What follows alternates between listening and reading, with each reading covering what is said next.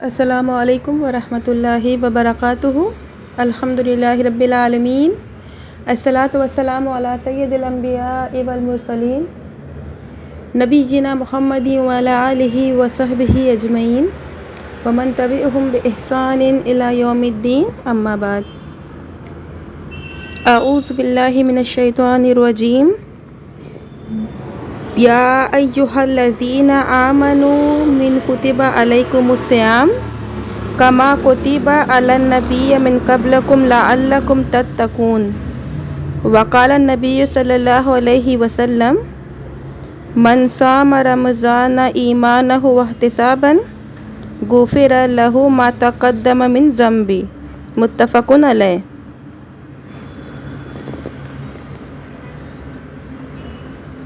اللہ رب العالمین کے فضل اور اس کی توفیق سے ہم بابرکت مہینے رمضان میں داخل ہو چکے ہیں۔ رمضان کے روزے چل رہے ہیں الحمدللہ۔ اس مناسبت سے آج کا جو موضوع رکھا ہے رمضان اور اس میں کرنے والی چند کام، کہ ہمیں رمضان میں کیا کرنا چاہیے، کون سی عبادت ہم سے مطلوب ہے، رمضان کیسے گزارنا چاہیے، انہی باتوں پر آج میں بات کروں گی اپنی انجمن میں۔ سورہ بقرہ کی ایک آیت تلاوت کری ہوں اور بخاری مسلم کی ایک روایت بھی آپ کے سامنے رکھی ہوں۔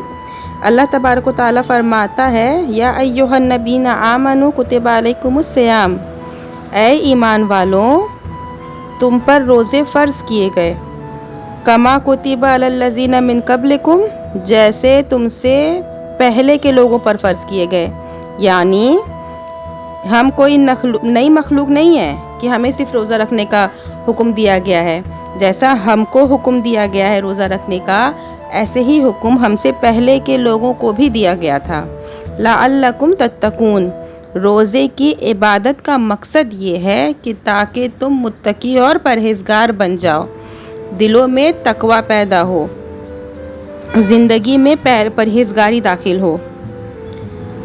رمضان کے مہینے کی جو سب سے اہم ترین عبادت ہے وہ روزہ ہے، اور روزہ ہی ایک ایسی عبادت ہے رمضان میں جو فرض ہے، اور جو بقیہ اس کے علاوہ جو عبادات کی جاتی ہیں وہ نفل ہیں۔ چاہے قیام لے لیں یا کوئی بھی عبادت جو رمضان میں ہم کریں۔ زکوٰۃ، اس کا تعلق جو ہے وہ رمضان سے نہیں ہے۔ زکوٰۃ دینا واجب ہے، فرض ہے، لیکن اس کا تعلق رمضان سے نہیں ہے۔ رمضان میں کی جانے والی جو عبادت ہے وہ سب سے اہم ترین عبادت جو ہے وہ روزہ ہے، اور اس کے علاوہ کہ روزے کے علاوہ ہم جتنی بھی عبادت کرتے ہیں وہ نفل ہے، وہ عبادت نفل ہے، وہ ہم نفل عبادت کرتے ہیں۔ جو فرض جو ہے، فرض روزہ رکھنا ہم پر فرض ہے، اس کے علاوہ عبادت کرنا بھی بہت ضروری ہے، لیکن وہ عبادت نفل میں آتی ہے۔ نبی صلی اللہ علیہ وسلم فرماتے ہیں کہ جو ایمان کے ساتھ، اخلاص کے ساتھ، نیک امید کے ساتھ اللہ کو راضی کرنے کے لیے جو روزہ رکھتا ہے تو اس کے سارے گناہ روزہ رکھنے کی وجہ سے معاف ہو جاتی ہے۔ رمضان کو رمضان کیوں کہا جاتا ہے؟ رمضان کا معنی کیا ہے؟ رمضان کا معنی ہے جلانا، تپش، گرمی۔ بھوکا پیاسا آدمی رہتا ہے، کھانا پینا چھوڑ دیتا ہے، روزہ رکھتا ہے تو روزہ یہ گناہوں کو جلا دیتا ہے۔ رمضان یہ گناہوں کو جلا کر ختم کر دیتا ہے، اسی لیے اس کا نام رمضان رکھا گیا ہے۔ اس ماہ میں روزے کے ساتھ ساتھ ہمیں جن عبادات پر زیادہ توجہ دینی ہے، یا جن اعمال کی یا جن عبادت کی ترغیب کی گئی ہے، ان میں سے ایک عبادت ہے تراویح کی نماز کا اہتمام کرنا، قیام اللیل کی پابندی۔ نبی کریم صلی اللہ علیہ وسلم فرماتے ہیں، من قام رمضان ایمانا واحتسابا غفر لہ ما تقدم من ذنبہ، جو ایمان کے ساتھ، اخلاص کے ساتھ، اجر و ثواب کی امید کے ساتھ رات کا قیام کرے، رمضان کی راتوں میں قیام کرے، تراویح کی نماز کی پابندی کرے، تو اس کے سارے گناہ معاف کر دیے جاتے ہیں۔ اللہ کے نبی صلی اللہ علیہ وسلم سے ثابت ہے کہ آپ نے تراویح کی نماز پڑھائی ہے۔ صحابہ اکرام نے اس نماز کی پابندی کی ہے، جماعت کے ساتھ اس کا اہتمام کیا ہے۔ ہمارے اسلاف کی تراویح کا اگر آپ اندازہ لگائیں، پیارے نبی صلی اللہ علیہ وسلم کے قیام کا اندازہ لگائیں، تو ایک رات اللہ کے نبی صلی اللہ علیہ وسلم نے قیام کیا اور ایک رکعت میں 5 پارے سے زائد آپ نے قرآن پڑھی۔ ایک رکعت میں 5 پارے سے زائد تلاوت کی آپ نے ایک رکعت میں۔ ہمارے یہاں جو پڑھی جاتی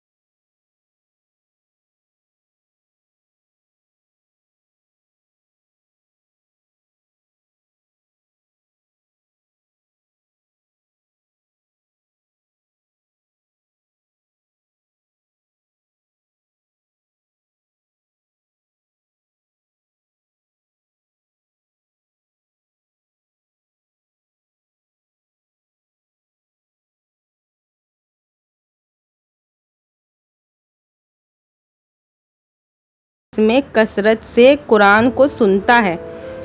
بقیہ اور کوئی ایسی نماز نہیں ہے جس میں انسان لمبے وقت تک قرآن کو سن سکے۔ بقیہ اور نمازوں میں قرات مختصر ہوتی ہے، ہلکی ہوتی ہے، یا 2 ہی رکعت ہوتی ہے، اس سے زیادہ تو کوئی رکعت میں ہوتی نہیں ہے کہ بلند آواز سے امام قرات کرتے ہیں۔ چاہے فجر کی نماز ہو، اس میں بھی 2 ہی رکعت ہے، ظہر اور عصر میں جہری ہے، سنتا ہے آدمی۔ مغرب میں 2 رکعت ہے تلاوت، عشاء کی 2 رکعت میں جہری ہوتی ہے تلاوت۔ قیام اللیل کا اندازہ لگائیے اس میں کہ 11 رکعت تراویح ہوتی ہے وتر کے ساتھ، 8 رکعت تراویح اور 3 رکعت وتر۔ اس میں مسلسل قرآن سننے کا موقع پاتا ہے۔ بہت سارے لوگ ہیں جو قرآن پڑھنا نہیں جانتے ہیں، یا ان کی زندگی میں قرآن وہ سن بھی نہیں سکتے، پڑھ بھی نہیں سکتے، لیکن یہی ایک موقع ملتا ہے کہ جب وہ زیادہ سے زیادہ قرآن کو سنیں۔ اگر ہر روز بندہ تراویح کی نماز کی پابندی شروع سے لے کے آخر تک کرتا ہے، کوئی تراویح چھوڑتا نہیں ہے، تو اس کا کتنا بڑا مقام ہے کہ گویا کہ اس نے پورا قرآن سن لیا۔ اس نے پڑھنا تو نہیں آتا اس کو، یا اس کو پڑھنے کا موقع نہیں ہے، لیکن کم از کم اتنا موقع تو اس کو اللہ تعالیٰ نے دیا ہے کہ وہ تراویح کی نماز مسلسل پابندی کے ساتھ پڑھ رہا ہے، اس کا اہتمام کر رہا ہے، تو انہیں یہ شرف حاصل ہوگا گویا کہ وہ اول تا آخر انہوں نے قرآن کو سن لیا۔ اس ماہ میں ایک عبادت جو ہم سے مطلوب ہے وہ صدقات و خیرات کا اہتمام کرنا۔ رمضان کا مہینہ یہ سخاوت کا مہینہ ہے۔ اگر اللہ نے ہمیں مال سے نوازا ہے تو ہمیں اپنے مال کو خرچ کرنا چاہیے۔ غریب اور مسکین یا جو اس کے مستحق ہیں تو ان تک اپنا مال پہنچانا چاہیے۔ اللہ کے نبی صلی اللہ علیہ وسلم کی سخاوت اس رمضان کے مہینے میں بہت تیز ہو جایا کرتی تھی، بہت زیادہ آپ سخاوت کرتے تھے، مالی سخاوت، علمی سخاوت۔ نبی صلی اللہ علیہ وسلم اس کا اہتمام کرتے تھے۔ سجدہ کرنے سے مال میں برکت ہوتی ہے، مریضوں میں شفا ہوتی ہے، بری موت سے آدمی کی حفاظت ہوتی ہے۔ صدقہ و خیرات کا اہتمام کرنے سے رب کا غضب اور غصہ ٹھنڈا ہوتا ہے۔ صدقہ و خیرات کا ہمیں اہتمام کرنا چاہیے، اور ہمارے اسلاف غیر معمولی اس کا اہتمام کرتے تھے۔ اس مہینے میں جو ہمیں ایک اور عبادت مطلوب ہے وہ ہے قرآن مجید کی تلاوت کرنا۔ قرآن اللہ کی کتاب ہے، اللہ کا کلام ہے، اس کا پڑھنا پڑھانا عبادت ہے، برکت کا باعث ہے۔ اللہ کے نبی صلی اللہ علیہ وسلم رمضان کے مہینے میں بہت زیادہ قرآن پڑھتے تھے۔ آپ جبریل امین کو پورا قرآن سناتے تھے۔ ہر رمضان میں آپ ایک مکمل قرآن ختم کرتے تھے، پڑھتے تھے، سناتے تھے۔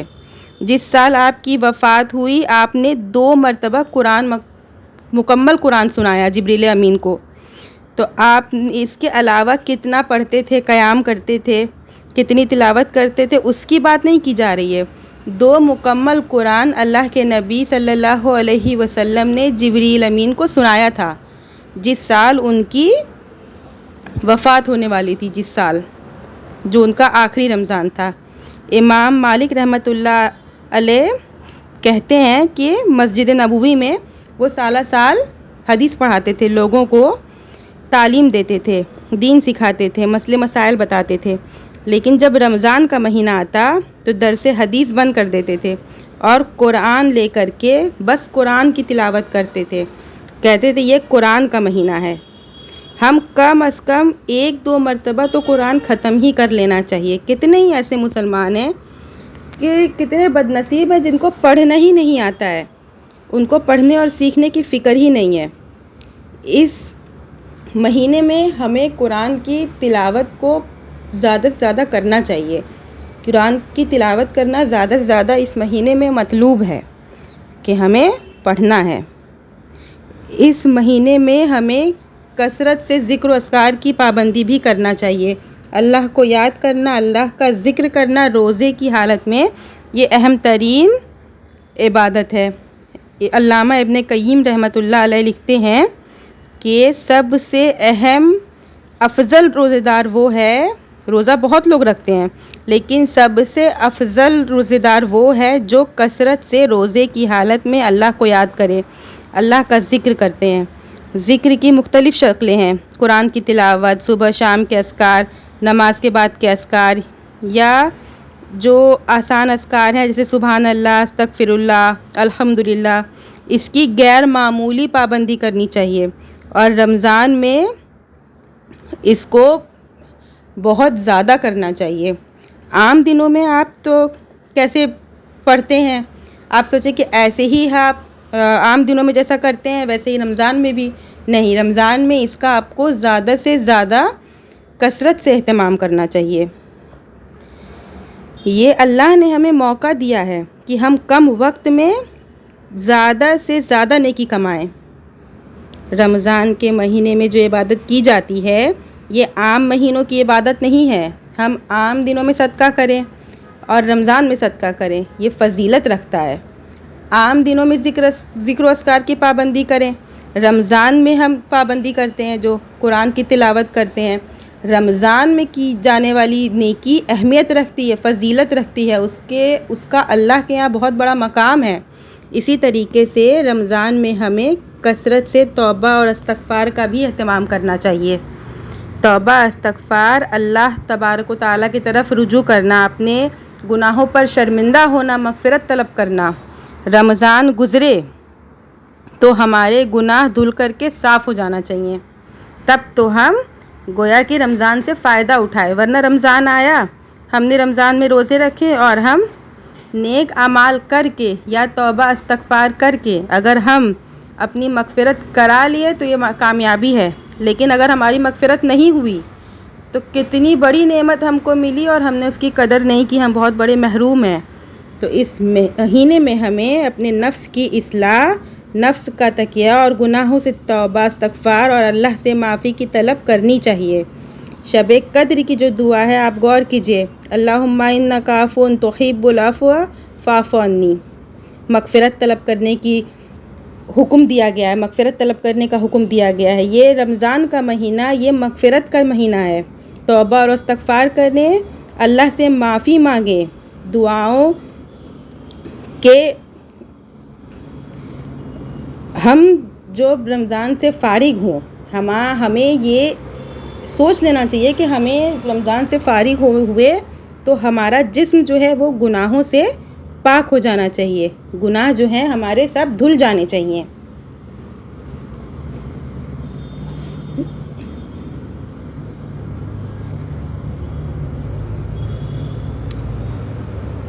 ہمیں رمضان کے مہینے میں زیادہ سے زیادہ دعا بھی کرنی چاہیے۔ اللہ کے نبی صلی اللہ علیہ وسلم فرماتے ہیں کہ روزے دار کی دعا رد نہیں ہوتی ہے۔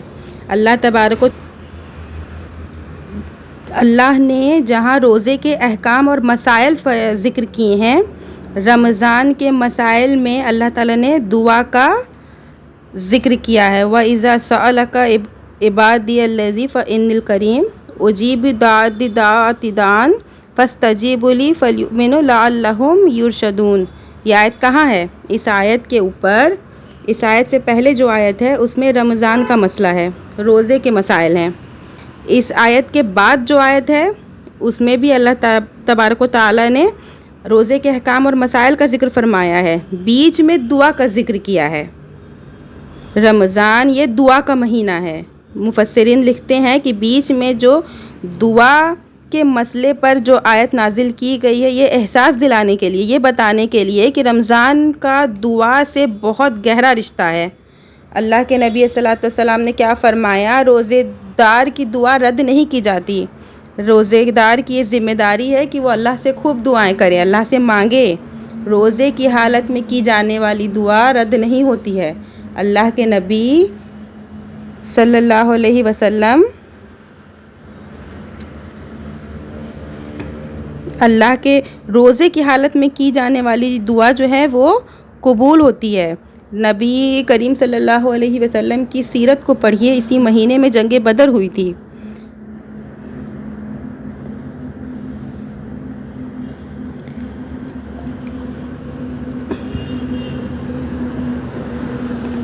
اور جنگ بدر میں اللہ کے نبی صلی اللہ علیہ وسلم کا کردار کیا رہا؟ آپ اتنی اوزاری کے ساتھ اللہ تعالیٰ سے مانگ رہے تھے اور اللہ تعالیٰ نے آپ کو فتح حاصل کی۔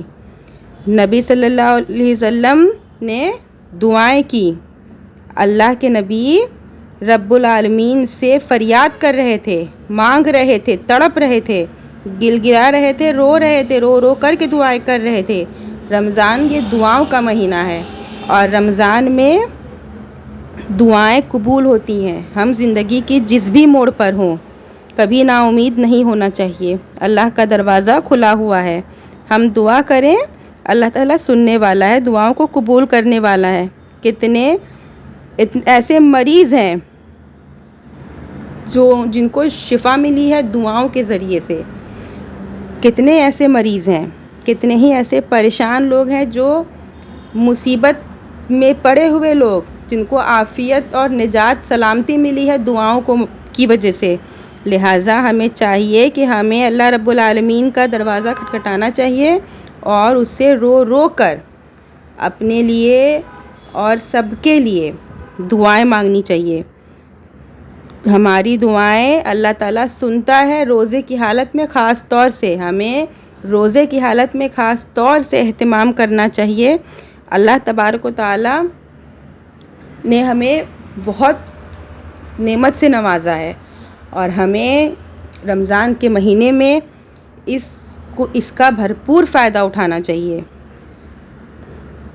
اللہ کے نبی صلی اللہ علیہ وسلم جنگ بدر میں روزے کی حالت میں اللہ تعالیٰ سے مانگ رہے ہیں، رو رہے ہیں، دعا کر رہے ہیں کہ روزے دار، اللہ تعالیٰ نبی صلی اللہ علیہ وسلم نے کہا کہ روزے دار کی دعا رد نہیں کی جاتی۔ اسی طرح ہمیں پڑھنا چاہیے، دعا ہمیں خوب پڑھنا چاہیے۔ اپنے عبادت جو ہم کرتے ہیں، جتنی ہم عبادت کرتے ہیں، جو ہم پر فرض ہے، جو نفلی عبادت ہیں، جو اذکار ہیں، جو آج کے ویڈیو میں میں نے بتائی ہوں، جتنی عبادت مطلوب ہیں رمضان کے مہینے میں، ہمیں سب کا پورا فائدہ اٹھانا چاہیے، کیونکہ رمضان جیسی نعمت بہت نصیب والوں کو ملتی ہے. بہت سے لوگ ہمارے آگے ہمارے کل جو گزر گیا نہیں رہے، جن کو رمضان نہیں ملا لیکن ہم کو ملا ہے، تو ہمیں اس کا پورا فائدہ اٹھانا چاہیے اور اللہ تعالیٰ سے اپنی ہر دعا قبول کرانا چاہیے، اپنی مغفرت کرانا چاہیے، اپنی معافی کرانا چاہیے. جو بھی ہم سے گناہ سرزد ہوئے ہیں ہمیں ہر چیز کی معافی کرانا چاہیے. رمضان اللہ تعالیٰ نے ہمیں اس بابرکت مہینے میں ڈالا ہے تو ہمیں اس کی اہمیت، اس کی فضیلت کا پورا اہتمام کر کے ہمیں عبادت کو کرنا چاہیے. آج اپنی ٹاپک کو یہیں ختم کروں گی کیونکہ بہت بڑی ہو جائے گی ویڈیو، اور میں ایک اور ویڈیو بناؤں گی جس میں رمضان کے آخری عشرے کی عبادت جو مطلوب ہے اس کے اذکار ہوں گے انشاءاللہ. تو آج کی جو میری ویڈیو ہے وہ یہیں تک رہے گی رمضان سے متعلق. اور آپ لوگ جو بھی میری ویڈیو سنتے ہیں پلیز عبادت پر آپ عمل کریے، جو بھی آپ سیکھ رہے ہیں، جو بھی آپ سن رہے ہیں، اور اپنی دعاؤں میں مجھے بھی یاد رکھیے. دعاؤں کی سب کو ضرورت ہوتی ہے. اپنی دعاؤں میں مجھ کو فلسطین کے مسلمانوں کے لیے بھی دعا کریے، وہاں کے لوگ بہت پریشان ہیں. اور ایسی ہی حدیث، ایسی ہی ویڈیوز کو سننے کے لیے please do like, share and subscribe my channel. اگر آپ فیس بک پر ہیں تو پلیز فالو مائی پیج، اور مجھے کمنٹ میں بتائیے کہ آپ کہاں سے میری ویڈیوز سنتے ہیں. اب اللہ تعالیٰ سے آخر میں دعا ہے کہ اللہ تعالیٰ اس رمضان آپ سب کو، ہم سب کو ہمارے تمام گناہ بخشوا لے، ہم اپنے سارے گناہ، ہمیں زیادہ سے زیادہ نیک عمل کرنے کی توفیق دے. ہمارے رمضان کے روزے، ہماری عبادت جو ہم کر رہے ہیں وہ قبول فرما.